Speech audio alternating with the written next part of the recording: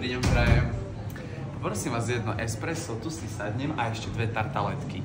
Jasné, pani, nie je problém, hneď to bude.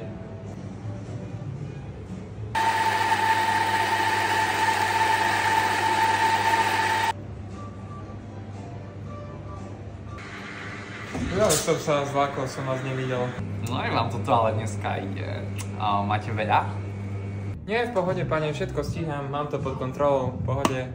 No dobre môj, ale keby ti trebalo pomôcť, tak stačí povedať. Nech sa vám páči, pani, tartaletky a espresso. Oj, ďakujem ti veľmi pekne, no ale teraz neviem, čo je viacej sladšie, či ty, alebo ten koláčik. Tak teda dobrú chuť.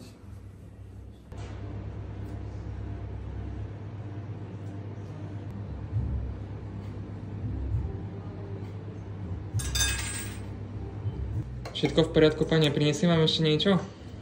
Všetko v poriadku, ďakujem, ale to som nechal pre vás.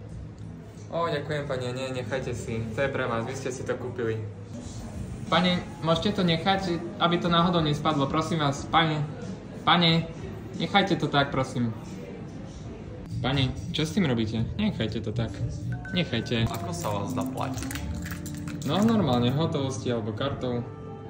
A kavičko u mňa doma by to nešlo? Pekný deň prajem. Dovidenia.